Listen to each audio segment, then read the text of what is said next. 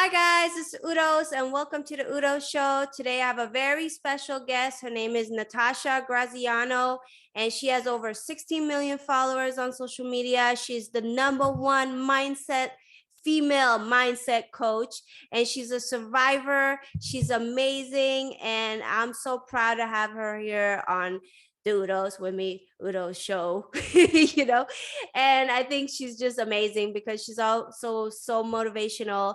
She's always helping people, and she's, like I said, #1 mindset coach by Forbes, right? By Forbes. Like, how huge is that? That's amazing. So thank you so much for doing this with me today. And let's just get into it. Like, how did you get started with all this? Hey girl, how are you? So happy to be here. Thank you so much for having me.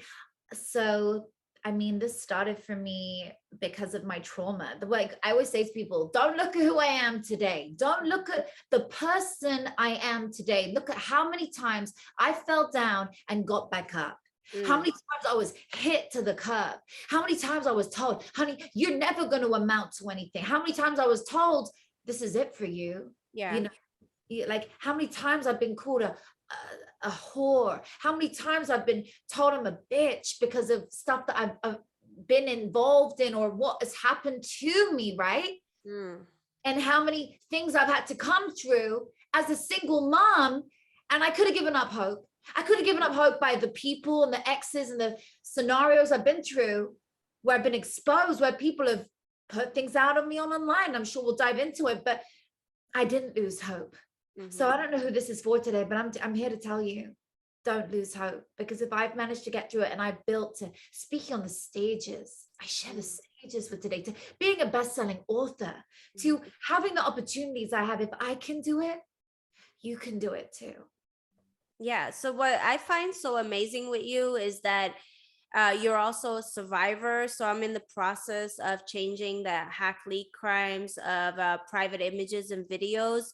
And all of these websites, the porn sites, Google, everybody's profiting. And it's $1 billion industry of profiting off of non-consensual images and videos of women and underage girls. And I know that you two were a victim of something similar to this. So can you just explain what happened to you and your story? Because I think it's very powerful that different women from different walks of life and different experiences are voicing their opinions or their experiences of what happened. And basically, we're doing this so that we could put more pressure on the laws so they could be formed easier. 100%. Well, to be honest with you, my story it's so emotional. It's such a deep rooted wound for me, and I'm happy to share with you because I know as I'm vulnerable today, as I share this story, it helps someone, even if it just helps one person.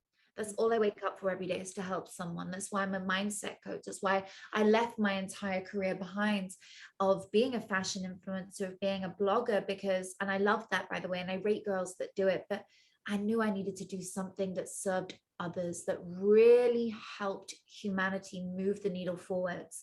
So 10 years ago, I was a webcam girl. I had a drug addiction. I was in a bad place, right? I was feeding that drug addiction by this career that was so unhealthy for me, right? It was just a bad place to be. And now it's been normalized, with OnlyFans and everything like that. Doing that kind of thing is normal. That's not really the biggest part. The part for me was when my body was exploited through that work. When you do webcam, you don't expect it to go out there publicly. It's something you film and you're doing. And by the way, most of the time I was high. I don't even remember half the stuff I did. I was in such a bad place, which kept going round in a cycle. It was a vicious circle. And so what happened was, before I ended up on the street with nothing because of this awful career, my body was exploited. People took the content that I was doing on the webcam with them and they put it out online illegally. So there's stuff all over the net that was created of me 10 years ago, where without consent. There's so much. I had 2 sex tapes released on me. It was such a traumatizing time in my life, but without that low, Uldouz, I tell you it because without that low, without going through that pain, without all of that happening to me, I would not be who I am today, because I wouldn't be saving the lives I saved last week on stage. When I Yeah. just spoke on stage the other week, I speak all the time, and people tell me, you're saving my life. People email into us and they say, your work is helping me so much. It is moving me out of my situation. It's helping me come off my addiction. Know that I don't have to be on drugs forever. Know that I'm over it. I don't need the alcohol anymore. Knowing that actually I was exploited or I was sexually abused, right? And they know they can overcome it. I was sexually abused too. So in the midst of it, having people abuse your body without your permission, those are traumas, they're deep rooted wounds you have to learn someday to either let go of, otherwise they eat you up. Yeah. No, it's so like true everything that you're saying. In my scenario, it took me 8 years to talk about it, but the way I looked at it was, this happened to me, and as unfortunate as it is, as horrible and traumatic as it was, I find it like there must have been a bigger purpose why this happened. And I started looking into everything and start realizing, oh my God, the laws are so outdated. Like the technology is up here and they update all the time. Like every single second, technology is updating and the laws are still staying the same years and years after, right? So um it's kind of like uneven. The technology is updating, the laws are staying the same, but the laws aren't updating.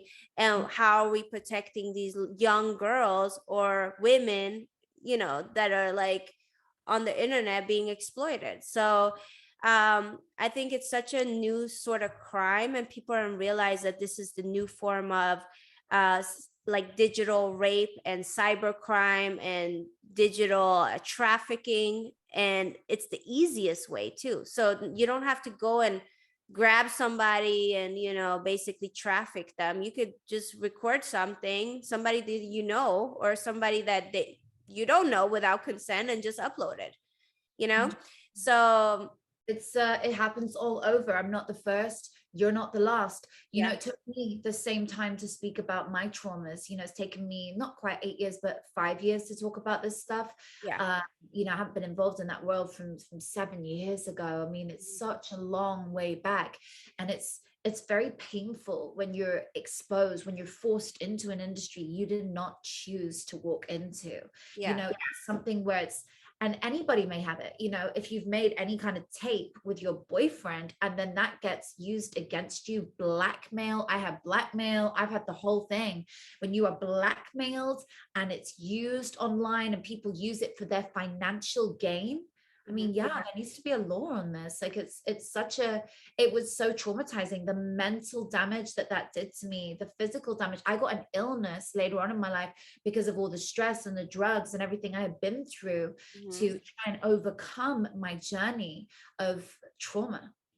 And when you found out about these videos being online there of you, like how was your reaction and how did you deal with it at the moment?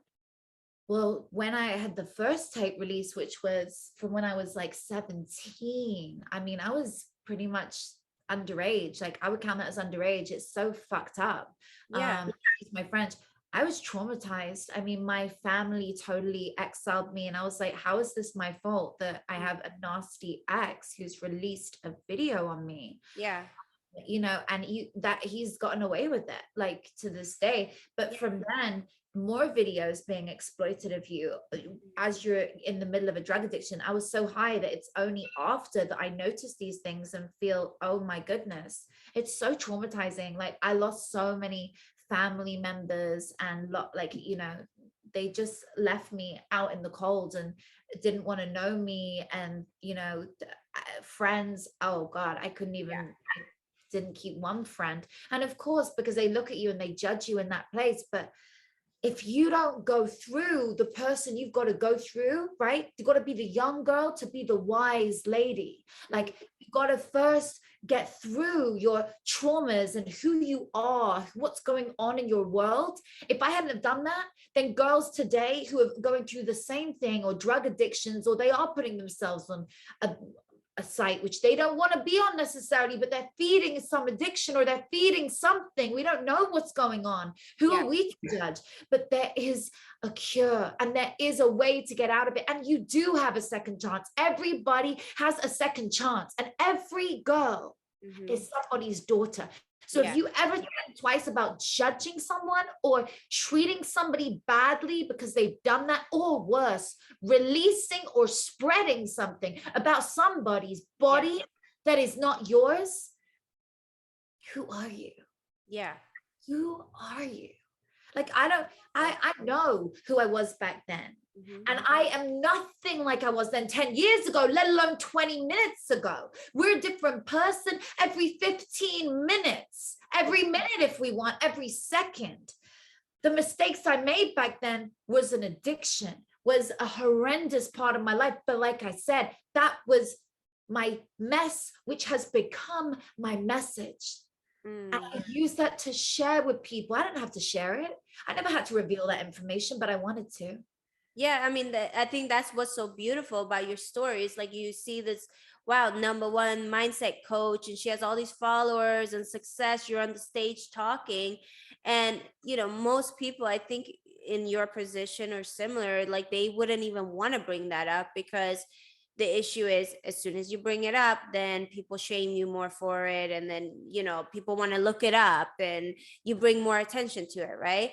But what I love about your story is that you're so honest and you're actually sharing that story, because I think it's easier for people to relate to someone like you, or some other victim, or some kind of um like a hack leak crime or private images and stuff like that leaking, if they can associate to that person. So you're more like a humanized person now because you're sharing your story.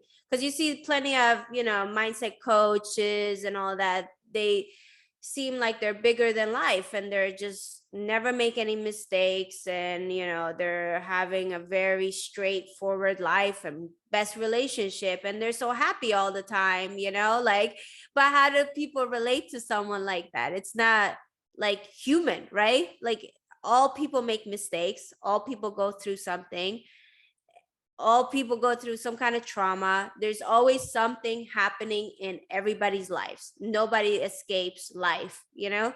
So that's what's so cool about you, that you're so honest about this whole situation, because you don't even have to say anything. I'm sure nobody would have even cared to find it or look at it, even if they would have, like, you wouldn't even have to bring it up, but you're actually talking about it and I helping own people. I own my story. I own my past because that is a part of who I am. It Yeah. does not dictate or define my future, as it doesn't for you. If you're listening right now and there's something in your mind that's going on or something that's happened to you, it doesn't define your future. Yeah. Please do that. But yeah, it's a part of who we are. I'm always open and vulnerable to it. It brings up a wound. It brings up PTSD when somebody picks at that wound and squashes it around. It's painful because I Yeah. have PTSD from so much of that time and what was going on really behind the scenes.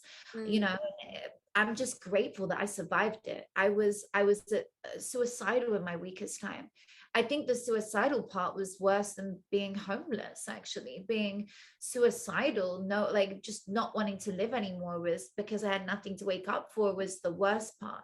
Thinking my body's been so exploited, I have nothing private anymore, Yeah. and it was when I gave birth to my son, my life really changed. And then I thought, here's the where it's all going to get better, and it did for some time, and then boom, I ended up homeless again, because actually people don't know, but I was in that suicidal place.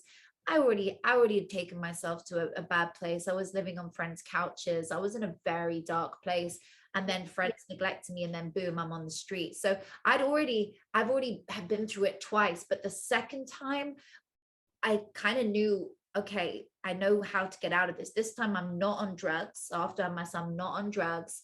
And, I've pushed away all my family again. I've pushed away everybody in my life, but I know how to get out of this. I know I can get out. This is just trauma trying to bring me down again. It's just in my brain telling me I'm not worthy. And I've got my son, and my son was my why. And I was like, I got to get out of this bad place. Let's get me Yeah. and him and I want to be a role model to him. I want to be a role model, not just for him, but for the world to see. I want to be a role model so that he can grow up and say, look what my mom did for the world. Like I want to, and that's been my mission ever since. And my life has dramatically changed in such a small space of time. And I'm just grateful that I get to share the stages with incredible beings and be up there sharing this story and helping young women and men to realize it's okay if you have a past, and it doesn't matter what you've done, and you should always speak up for what's right. So, as far as your story, at what point was like a pivotal moment for you that you realized, you know what, I need to change this? Was it when you had the baby, or was it like when you were homeless, or like when exactly was it that you're like, I'm gonna change this and I'm gonna make my life for the better, and I'm gonna become a motivational speaker, a mindset coach, or all of this stuff? Well, I mean, the drug addiction just took me to being in such a dark place, but that overcoming that was the hardest thing. I would say the drop point for me was the worst place. Yeah, I guess you grow from your pain. That's what Rumi, the 16th century poet, says. The light comes from the wound. Really, that's where you grow from. And I did, and that's where you heal from too. And so I would say after I had my son was a pinnacle moment. Bear in mind, I hadn't done anything in that industry for many years, but that was a pinnacle moment for me. When I had him, knowing, oh my goodness, there's something greater than me right here, and I've got something dependent on me. And then I remember after I had him, I got an illness, right? Mm. And I remember having my overactive thyroid at the time, thinking, why is this happening to me? And I thought, okay, it's obvious why this is happening to me. It's what I've put in my body. It's the stress. It's the pain. I'm storing something. And then I worked through it and healed myself using my MBS method. And I remember standing in front of the mirror as I begin this healing journey. And I remember it so clearly. And I was playing Denzel Washington in the background on a motivational track on YouTube, which is so funny because that's now what I play. That's now what I now have tracks of me, which people listen to, right? And I hear myself speaking, and I was preaching life over myself of his words. He was like, this is not permanent. This is only temporary. You're going to evolve. You're going to change.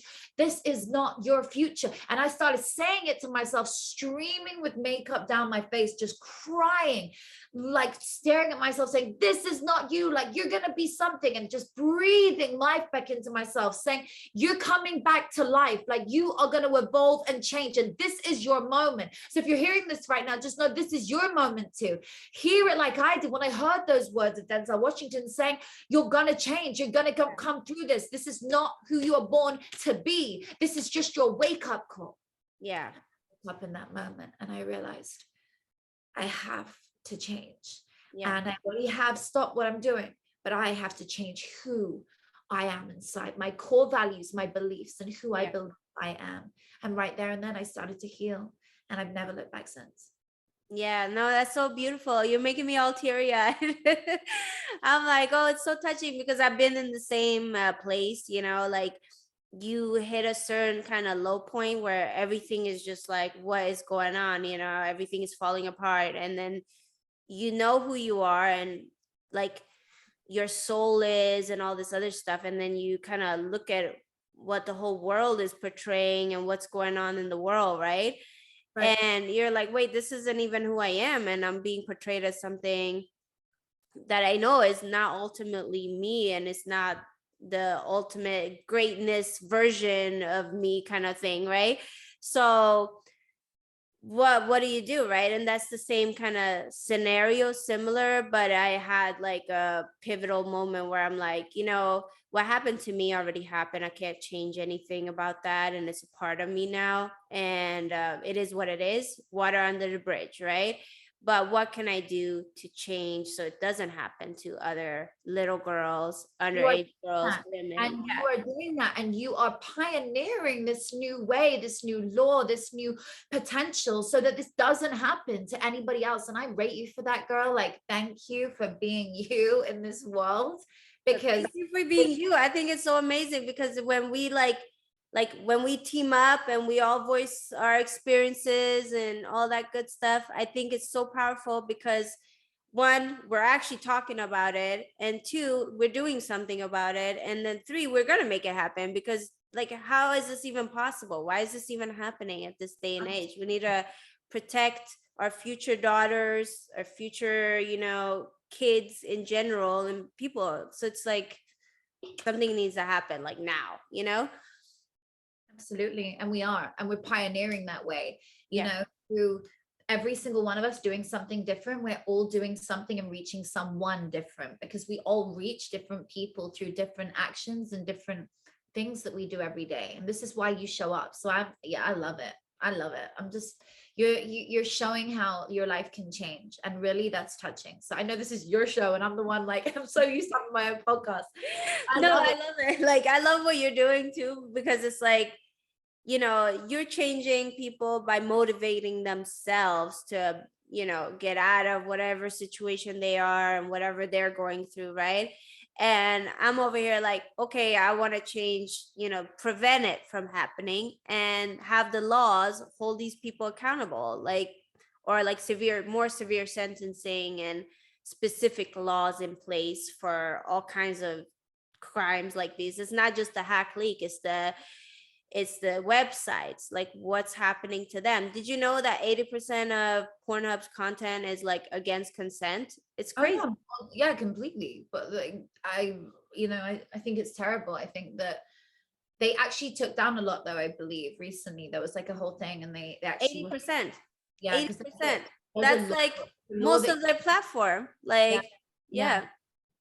no, completely. But there's still work to be done. And I hope that you get the law that goes through, because yeah, the stuff's nuts, like how people can get away with it. But what's worse is when people spread it about others. So if there's an innocent girl who's been through something and you don't know her story. So Yeah. I was that innocent girl. I was a girl who was exploited. I did not show up by choice. Mhm. What was happening to me was through an addiction, Mhm. through where I was being fed from that person behind, from the men behind, from the people behind. Yeah. It was a terrible thing, and yet it's men that still continue to spread this kind of thing. you Yeah. know it's very sad. It's very sad, because Sad. that's terrible that people are digging that wound up and want to talk about people's past. That's why I own my past. I fucking own who I was. Yeah. Like, I don't sit for 1 minute and pretend I was somebody that didn't do anything like that. I'm like, no, I did shit. Like, I was high most of it. I don't remember it, but I'm here to tell others it's okay what you've been through. And doesn't matter if somebody tried to ruin your life. Remember this: if they tried to take your light from you and take from you, guess what? The way you win is by not letting them take that light, and you go shine brighter through the darkness, and you continue to show up every day at your highest. Because if they allow you, if they take it from you, who wins? Them. Mm. They win if you allow them to exploit you and win. So you don't want to use your name anymore. You don't want to go out there in the world anymore, because all the celebrities that you said, back in, what was it, 2018, when In everyone was 2014, yeah, like all, like it was Jennifer Lawrence and Kate Upton, like a really lot of big name celebrities in this whole iCloud hack list. And then every year it was like a new list of celebrities. So it's not just, it just stopped after that year. They've been doing this for years and getting away with it, to like thousands of women that are in the public eye, hundreds of thousands, millions of just like people that have regular jobs and doing, regular things like paralegal, whatever. It doesn't have to be women in the public eye. It doesn't have to be like motivational speaker. Like that's my whole point of this. It's like it can happen to anyone. So that's what's so crazy about this. Like, I think when people see people in the public eye, they kind of easily like dehumanize them, like, oh, they're over there, this happened to celebrities or people in the public eye. It's not going to happen to me. No, this usually happens to like underage girls that go to school, you know have a regular job, that kind of situation. So yeah, so in your situation, I know you're, with someone right now and you have your child and everything. At what point were you able to actually be with someone who accepted you for this and didn't like throw it in your face, and or you felt like worthy enough to even be in a relationship with someone that respects and loves you unconditionally. Well, this is it. This relationship I'm in now, my marriage now, I met him last year. Mhm. That is 10 years on from when I was involved with everything I was doing. So this is literally the first relationship that I have felt worthy in, where somebody has not made me feel uncomfortable, where I feel like I'm okay again. Because Yeah. it's strength within ourselves, remember. It's Mhm. not what others think. We do feel like we need that for validation, but really it comes from within. It Yeah. took, it was so hard. I would push away men. I would, although people didn't give a fuck what I did before, Mhm. nobody cares anymore in today's world. It was for me. I just felt so pushed away by society. I felt so disowned by the world in my own head. So this Mhm. is the first relationship where I'm like, hey, this is who I am day one. This is exactly what I've been through. I have no Yeah. secrets. I don't hide anything. And I have no shame over it. And you're the first time that I feel whole. But it's Yeah. taken me so long. It's taken me so long to get to this place. My first marriage didn't even last a year. Like I couldn't hold down anything. Yeah. Everyone, I felt so unworthy. Mm. And it's it's hard when you're coming through that. It's so hard when you feel like you're not good enough for anyone because your body's been exploited. Yeah. All good enough. You are good enough just by being you, just by overcoming something one day at a time, just one day at a time, stepping out and saying, I'm a bit better today. And like, I love myself a little bit more. And I do this exercise. I hug my body every day and I tell every part of my body, I love you and you're amazing. And it doesn't matter what you've been through, and it doesn't matter who's exploited you. You're amazing. I love you. You're worthy every day. And Mhm. you know what? Day by day by day, I feel more and more worthy. And yeah, that's the truth. Yeah, no, it's amazing because I know like you probably had the same kind of experiences like I have. Like, you go on date with guys and you end up in relationships, and eventually they bring it up and it becomes a thing, or they say they accept it, but then maybe their friends or family members find it, and then they kind of bring it up, right?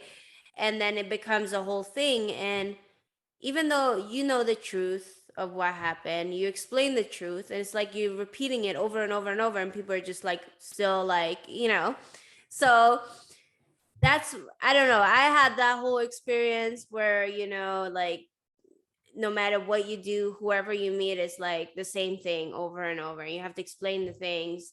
And even with the career, like you could see like what I've been doing all these years, and it's all on social media and all this other stuff.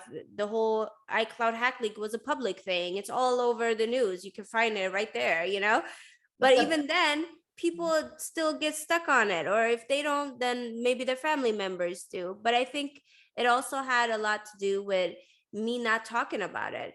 So when I finally spoke out about it and told my side of the story, now what are people going to say?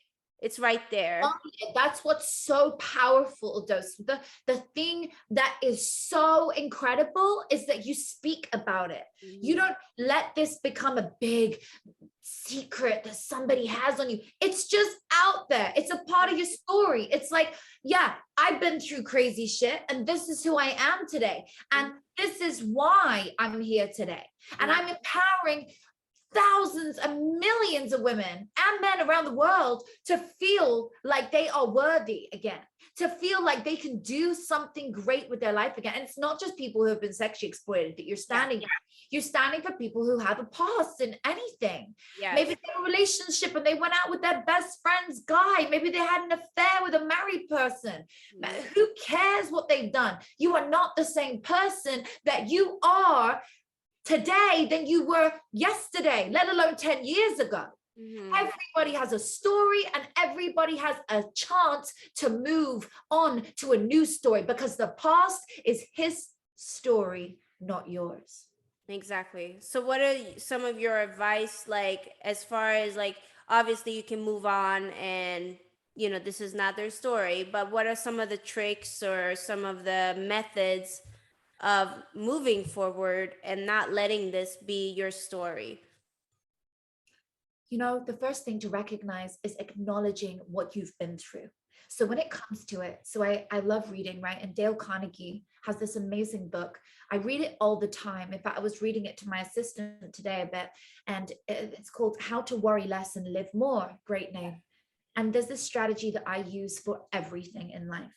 The very first thing is acknowledging it, acknowledging the problem, acknowledging what is going on, what's happened, or acknowledging the scenario. Then analyzing the facts. Number two, so you analyze the facts. You look around and you say, what's factual in this? So what I believe is this, but what's actually factual? Yeah. Okay. Then the next thing you do is you move to part three, which is making a decision about the facts, making a decision about how you're going to feel. Hmm. So instead of worrying yourself to sickness every day, that's what worry does, by the way, and stress, Yeah. right? 80% of everything that somebody walks into the doctor's practice with, it may even be higher now, is stress related in America. So let me tell you something. When you analyze it and then you get the facts laid out on paper and then you decide what actually is the worst case scenario, you make a decision. Hmm. Number four, how to move on from that, you will stop worrying. Why? Because you put it all out on paper, you've learned what the worst case scenario is, and then you accept it. Number five. Yeah. So you acknowledge it at first, and then you work out all the facts. What are all the actual facts? And sometimes you don't have any facts, in which case the next part's really easy, making a decision about what you're going to do here, what the best, what the movement for you is, how you're going to feel from this. And then it's so easy. Do you understand? When you've made a decision, now you made it to okay, I get it, I see the facts. Actually, my decision right here is, this isn't who I am anymore. The past is the past. I'm a new person now. I'm an entrepreneur. I've got a business. I'm a mother. I'm a father. I'm doing something great in the world. Okay. So you've analyzed it. You've been through it, right? The facts are telling you it's not who you are anymore. Okay. And then look at the worst case scenario. Look at what the worst case scenario is. You're already in the worst case scenario, probably. You're already living it, because you're worrying about it. So actually work out what the real life, factual worst case scenario is, and then accept it, find your solution, and move on. That's great. No, I love that. And as far as like you having like, I know you're really successful in every field that has like the good and the bad. What have been some of the ups? What have been some of the downs of being like a mindset coach? And like, have you been getting like the haters and all of these other kind of scenarios? You know, And how have you dealt with it? so when you're in a world like, coaching, all we do every day, most of us, I don't know, can't speak for everyone, but for myself, I wake up just to serve people. I wake up just to help someone else through something. Yeah. Whether I'm going on stage, whether I'm going on a podcast like this, reaching a new audience, whether I'm showing up in a masterclass, in a mastermind, wherever I'm coaching, is to help somebody. It's to say, hey, I know what you're going through, or something what you're going through, and this is what I did to overcome it. Here's my formula to get over it. Here's how I have evolved to be a best-selling author today, to being a woman who is happily married, who's living in her dream homes, who's speaking on great stages, who has a number of top 10 podcasts. So all these things come from within, right? And confidence. But needless to say, people will still every day try and bring you down for something. They'll say, oh, it doesn't work, or it doesn't matter. We don't feed those people. If I listen to the haters, if I listen to the ex-boyfriend who made a video on me saying I'm a scam artist, if I listen to that one person, I would not be saving the millions of people I'm helping every day. I Yeah. would not be saving the lives of my clients who write in or tell me how I have saved their life, stopped them from suicide. Like, I have literal examples of these people, and the testimonials, well, they're everywhere online, you can see. So Yeah. I live by that. I live by the results and what I'm doing every day. I'm not selling real estate. Not that that's a problem if that benefits somebody's life. And it does, by the way, for a lot of people. I'm not selling that. I'm not selling nada. I am giving Yeah. my contribution of how I healed myself, and hopefully it will help someone else. That's beautiful. And it's amazing too, because I'm like, I'm sure you got it in any field, everybody's getting it. There's the competition. Like for me, it's been like other influencers. And when the whole hack leak crime thing happened with me, they use that as like a platform tool to kind of bring me down. Like, oh, look at her. She's doing this. And she did it to become famous and all this other stuff, which is like so crazy to me. Like, I'm like, what? Who in the right mind would do that? Like, if I wanted to be famous, I would just done porn, like, But yeah, so like it's crazy that every field, even like motivational speaking, is getting these kind of, people and competitors. And like you would think like motivational speakers, like everybody's supporting everybody, right? But it's not always like that in any field. No, never. But that's okay. We don't Yeah. worry about the haters. The way you know you're doing good and you're doing really good in the world and getting famous is because you have haters. You Yeah. ain't famous till you have haters. That's how you know. Yeah. When you have haters, is because you have enough people that love you that someone wants to take that from you. Somebody don't like you. You're never going to please everybody. If I walk into a room and have a dinner, 15 people, come on. If Yeah. 14 love you and one doesn't, you're doing well. If Yeah, 10 and then I you, look at you and it's like I can see if you like, if you have more or less haters, whatever it might be, whatever haters, it's like you're here, you're doing great, you're successful, you're beautiful, you're like fashionable, like you got the whole package. You got the love, you got the kid, you got the house, you got the mindset, you got the author, you got the followers, you got everything. So it would be easy to see why somebody would hate on you, because it's like you got everything, and it like you're the epiphany of like what a success story will be like, then they so know what you've been through. That's why I say, don't look at me now, who I am today. Look mm, at how much I've been through. And by the way, always go through crazy scenarios. And so do you with your yeah, day to day. That's because they see you now and they think they want to attack you. They don't know that you're yeah, all in your fucking deathbed for so long. They don't know the illness that you've been through. By the way, illness is worse than almost anything. When you're sick, you literally lose your sparkle. When you yeah, lose your sparkle, you feel like, what's the point being alive? That was when yeah, I was suicidal again. It was so dark. You just mm, don't understand why you're here on planet Earth. So my heart goes out to anyone who's been through that feeling that mm. I had. And, it's about really coming through that and using your story to benefit others. And when you focus on other people, by the way, it helps your problem subside, because when you focus on somebody else's problem, yours seems so small. Yours just Because doesn't seem as relevant when you focus on somebody else's things.